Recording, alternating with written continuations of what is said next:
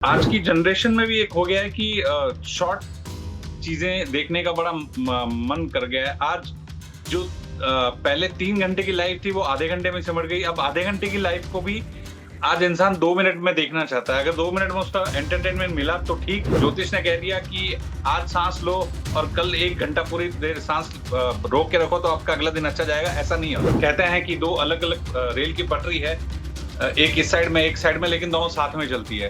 लेकिन दोनों साथ में चलती है तो लाइफ़ अच्छी होती है। हुँ। वैसे ही अगर दोनों की रज़ामंदी होगी, तो आप अच्छे से आज हमारे साथ है टैलेंटेड एक्टर दीपक पारेख, जिन्होंने भाभी जी घर में है, हप्पू की उल्टन-पलटन, मैडम सर, क्राइम पेट्रोल और कई अलग-अलग शोज़ में अपनी इंडिपेंडेंट फ़िल्म्स, सरदार एक्टिंग से अपना सभी का दिल जीता।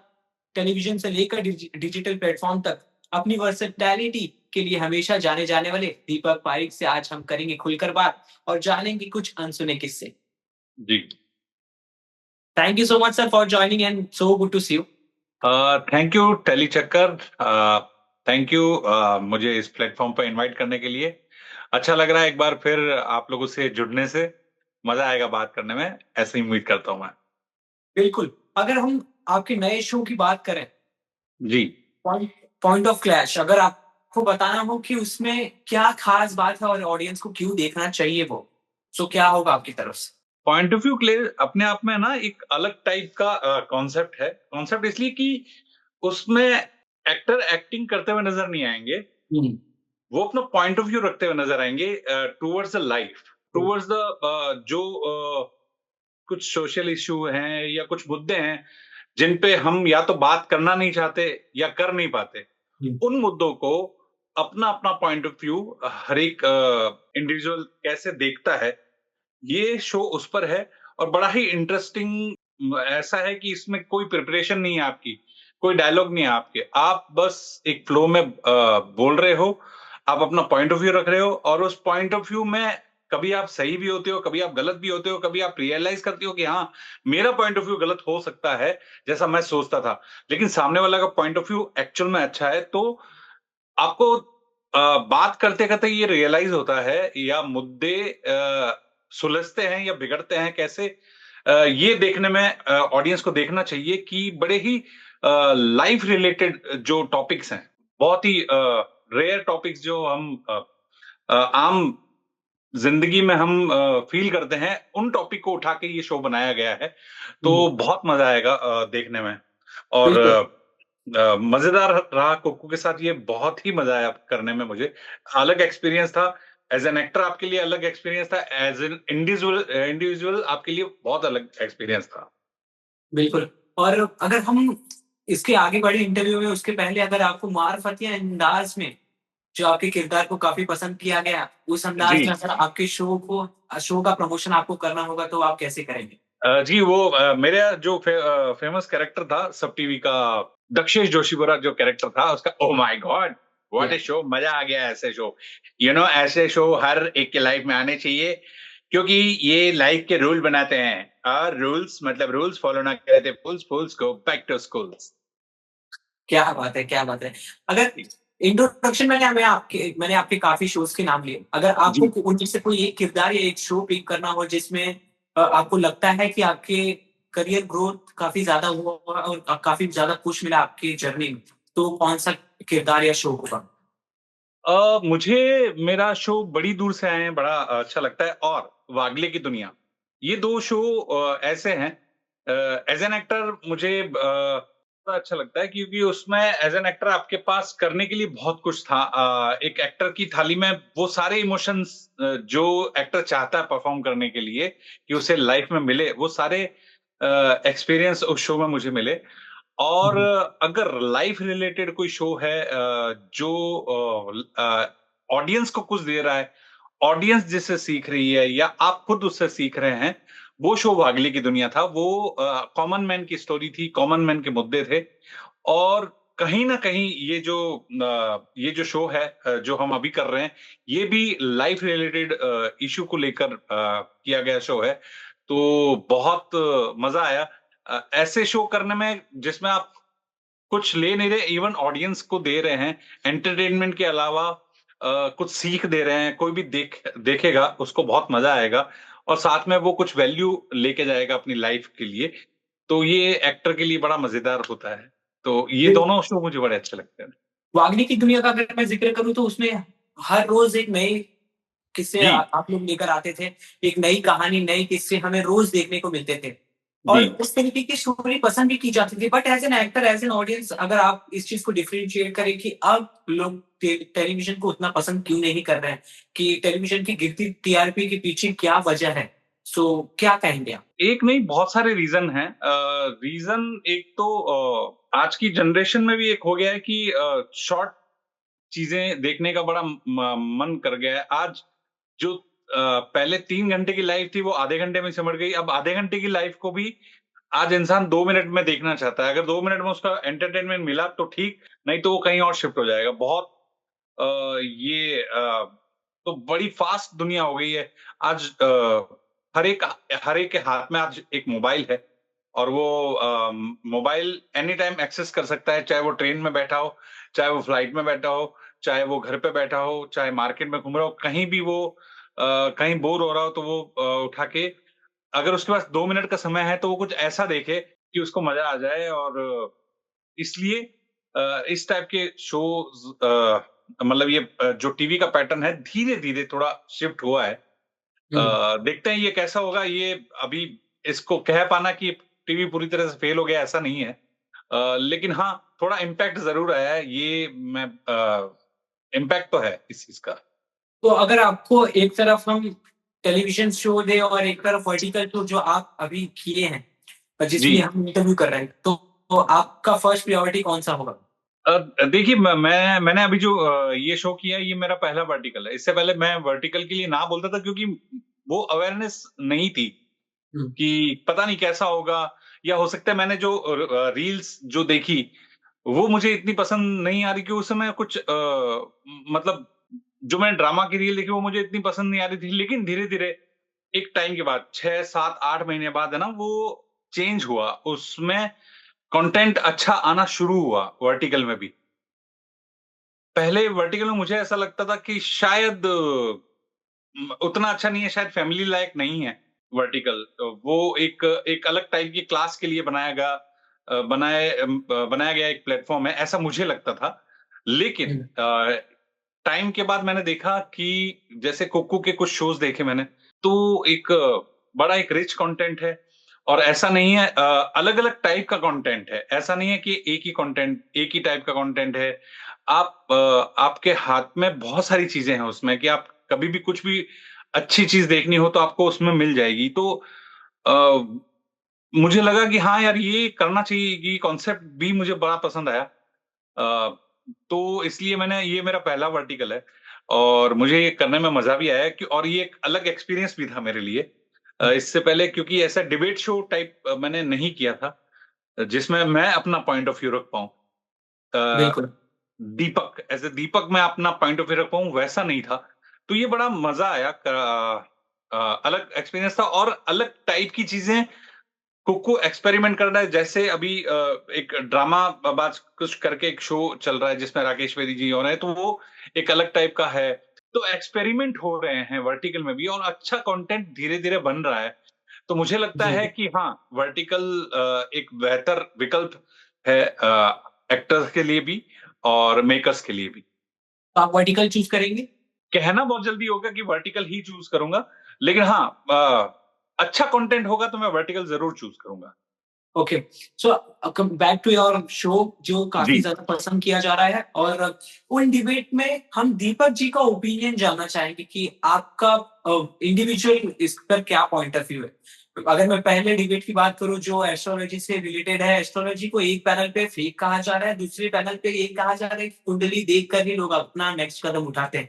सो व्हाट जी। Is your take on that कि आप क्या एस्ट्रोलॉजी को फेक कहते हैं या आप भी लोगों की मतलब कुंडली देखकर ही आगे काम करते हैं, एस्ट्रोलॉजी पे बिलीव करते हैं? What is your take on that?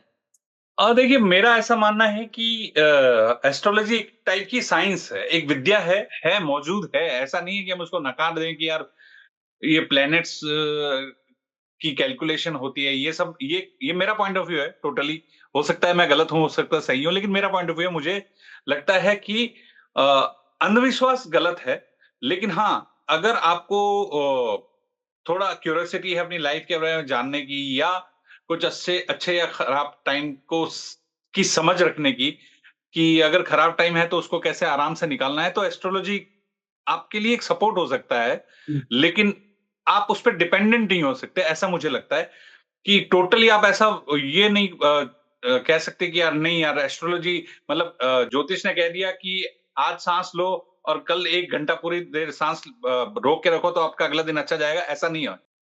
तो टोटली आप अंधभक्त नहीं हो सकते उस चीज़ का। उसको लेके चलो अपने सपोर्ट सिस्टम के जैसे आप बहुत सारी चीज़ें अपने सपोर्ट सिस्टम में एक इंसान लेके चलता है। घर से बाहर निकलता है तो पानी की बॉटल भी लेके जाता है, खाना भी लेके जाता है। फिर तो ये भी एक आपका एक सपोर्ट सिस्टम है कि हाँ, आपको लाइफ़ देखने का एक नज़रिया है। ये आपका सपोर्ट सिस्टम है, इसमें बिलीव करो और कितना बिलीव करना है वो आपको ज़रूरी है। ऐसा नहीं है कि अंधभक्ति में आप कुछ भी कर लो, जो आपको जो बोल रहा है वो कर लो, वैसा नहीं। आपको जो सही लगे, आपको जो ठीक लगे, वैसा करो। बिल्कुल। और अगर मीन्स आप एस्ट्रोलॉजी पे बिलीव करते हैं, आपका ये कहना है। जी, जी, बिल्कुल।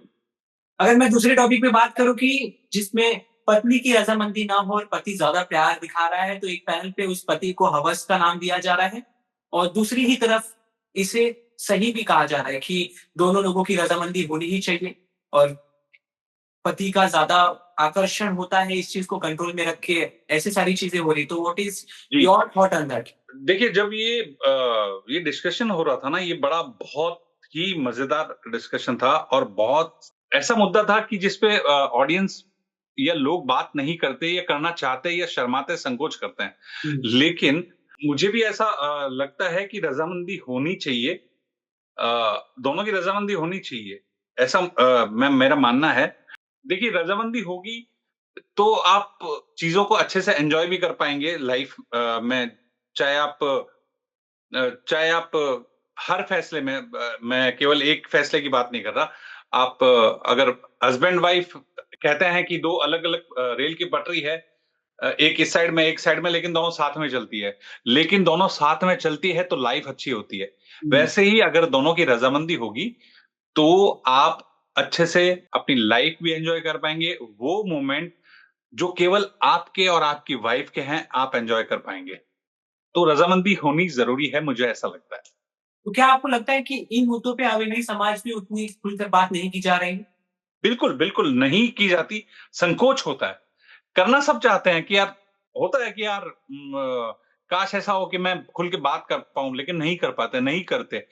इसीलिए ये शो बनाया गया है, हुँ, हुँ, जिसको देख के ऑडियंस भी अवेयर हो उस चीज़ के लिए और अपना एक पॉइंट ऑफ व्यू बनाए। हुँ। अपना एक पॉइंट ऑफ व्यू ऑडियंस खुद बनाए और वो देखे कि अ, इस शो से उन्होंने क्या लिया और फिर अपनी लाइफ को कैसे वो सँवार सकते हैं। यही इस शो का मज़ेदार पॉइंट है। बिल्कुल, आपके को-एक्टर मैं अश्मिता जी से अभी हाल ही में बात कर रहा था। जी, जी, जी, जी, जी। जी, तो उनका ओपिनियन इस पर ये था कि वो मेरा एक किरदार था जो मैं निभा रही थी। एक पैनल में मुझे खड़ा कर दिया था जिसमें मुझे एक्ट करना था और मुझे अपने मुद्दों पर बात करनी थी। बट ऐसा भी हो सकता है कि मैं उस चीज़ से एग्री नहीं करती हूँ। आप जी, समझ रहे हैं मेरी बात? तो जी, जी, समझ गया। अगर आपको आपसे मैं ये चीज़ सेम चीज़ पूछूँ कि आपके साथ क्या ऐसा हुआ कि आपको एज़ एन एक्टर किसी पैनल पे खड़ा कर दिया गया और किसी मुद्दे पे बात करने के लिए कह दिया गया, बट आप उस चीज़ से एग्री नहीं करते? मैं वही बोल रहा हूँ ये पॉइंट ऑफ व्यू है। बेसिकली मेरे साथ ऐसा हुआ जो मुझे किरदार मिला, जो करने के लिए मिला, जो पॉइंट ऑफ व्यू मेरा था वो कुछ हद तक मेरे उस किरदार का भी था। मतलब मुझे ऐसा लगता था कि सही है पॉइंट, गलत नहीं है। तो मैं यही बोल रहा हूँ कि बात करते-करते, बहस करते-करते आपको आप उस पॉइंट पे पहुँचते हैं कि सामने वाले का पॉइंट ऑफ व्यू भी आपको सही लगने लगता है और हो हुँ, सकता है कि आपका पॉइंट ऑफ व्यू भी आपको सही लगे। ये दोनों ही बिल्कुल, पॉइंट उठते हैं। तो ये ऑडियंस पे भी डिपेंड करता है कि वो इस टेक को कैसे लेकर जाए, है ना? कोई ज़रूरी बिल्कुल। नहीं है कि यार हम ये सोच रहे हैं कि ये तो मेरा पॉइंट ऑफ व्यू है, ये आपका अलग पॉइंट ऑफ व्यू हो सकता है। तो हाँ, कई बार जो स्क्रिप्ट होती है आप देखते हो, आप सोचते हो और हो सकता है कि मेरा ये पॉइंट ऑफ व्यू ना हो, लेकिन मेरे केस में मुझे ऐसा लगा कि हाँ, ये मेरा पॉइंट ऑफ व्यू था, हो सकता बट तीसरा मुद्दा जो इस तरीके से था वो काफ़ी अहम है और लोग उस बारे में बात करना चाहते हैं, इस बारे में जानना चाहते हैं, क्या सक्सेस के लिए इंग्लिश स्पीकिंग ज़रूरी हो जाती है? और हम जब हिंदुस्तान में रह जानेंगे कि इंग्लिश के बिना कुछ नहीं हो पाएगा, तो आप क्या सोचते हैं इस पे और क्या इंग्लिश उतना ही ज़्यादा ज़रूरी है? भले ही इसमें मेरा पॉइंट ऑफ व्यू या मेरा टेक ये है, कोई भी लैंग्वेज आना आपकी स्किल है, चाहे वो इंग्लिश हो, मराठी हो, मलयालम हो या कोई भी ये स्किल है। तो अगर आपकी स्किल डेवलप हो रही है किसी में और आप सीख रहे हो, उससे आप कुछ गेन कर रहे हो अ, छोटी सिटी में फिर भी एक बार चल जाता है बिना इंग्लिश के। लेकिन जब आप बॉम्बे जैसी सिटी में, बैंगलोर, चेन्नई जहाँ लैंग्वेज का बैरियर है, जब केवल आपको हिंदी जानना तो वहाँ इंग्लिश बहुत सपोर्ट करती है। तो मुझे ऐसा लगता है कि हाँ, प्रॉब्लम तो है इंग्लिश अगर आपके साथ रहे, आप जानो और आप अगर कम्युनिकेट कर पाओ इंग्लिश में तो बेहतर है, क्योंकि वो आपकी स्किल को तो सेट कर ही रहा है और हुँ, आप कुछ खो नहीं रहे हो। अगर इंग्लिश आ रही है तो उसको खो नहीं रहे हो, कुछ पा ही रहे हो, तो इंग्लिश आनी चाहिए। ऐसा मुझे लगता है कि हाँ, काम चलना या नहीं चलना तो वो तो देखो आज जो मूक बधिर होते हैं वो भी अपना काम चलाते ही हैं। बिना बोले भी वो कम्युनिकेट कर लेते हैं, तो वो अलग चीज़ है। हुँ। लेकिन अगर आप किसी लैंग्वेज को आप सीख रहे हो, समझ रहे हो और उसको कम्युनिकेट कर पा रहे हो या कर सकते हो या सीख सकते हो तो सीखना चाहिए, ऐसा मुझे लगता है।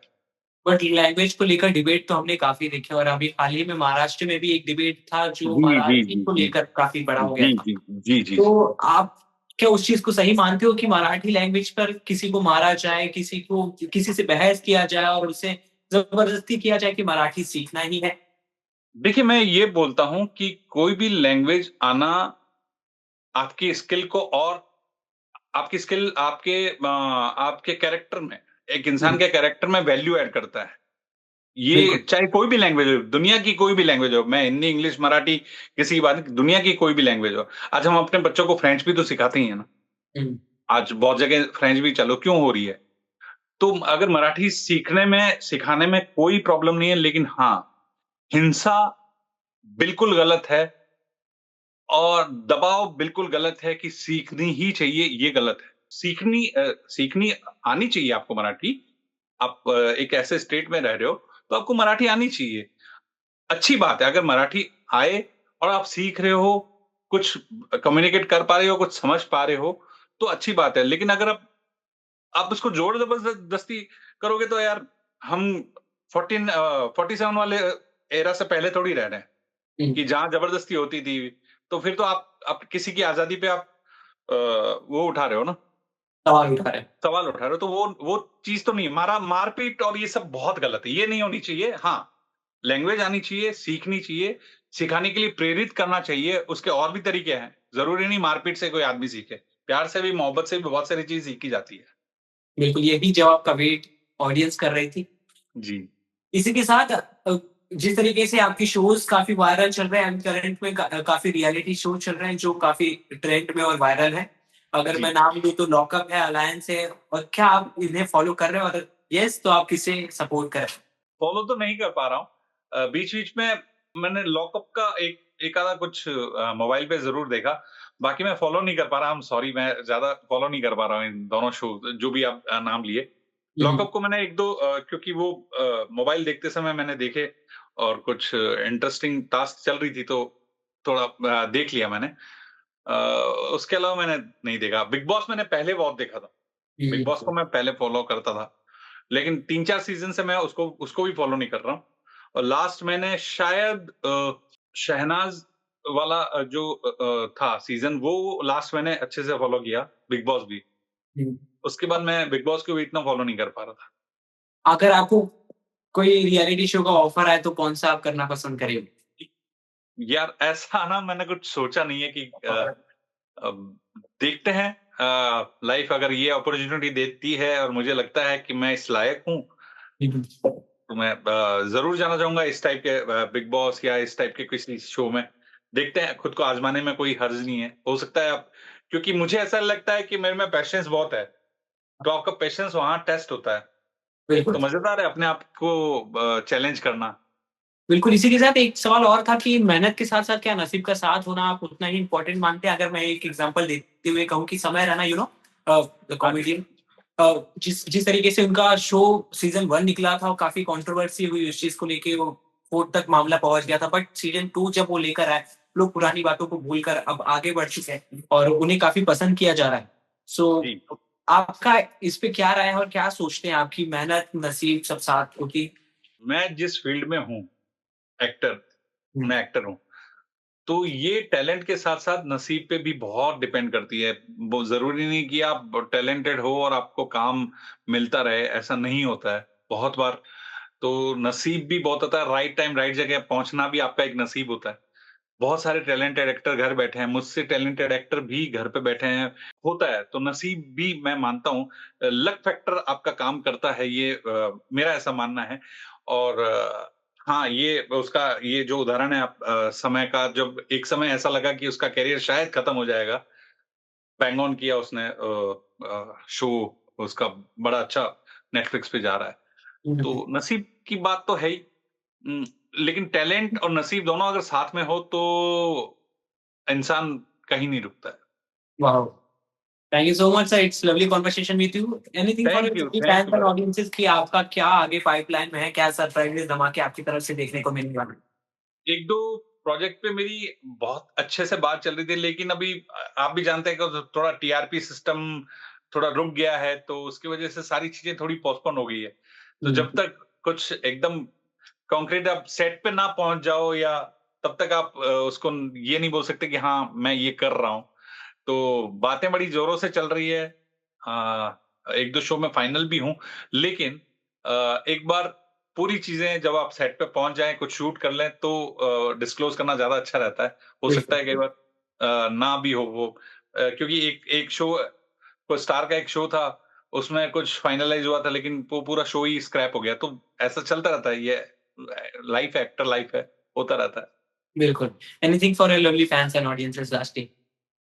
मैं यही बोलता हूँ कि ऑडियंस ने आज तक मुझे जितना प्यार दिया है, उसके लिए तहे दिल से शुक्रिया। और मेरा जो आने वाला शो है, ये कुकू पे, ये बड़ा ही मज़ेदार है, और आप लोग जैसे मुझे प्यार देते आए हैं, इस शो को भी उतना ही प्यार दीजिए। आई एम श्योर आपको मज़ा आएगा। और उम, अ, ये अलग टाइप का शो है, आप वैल्यू ऐड करने वाला शो है, तो प्लीज़ ज़रूर देखिएगा ये शो।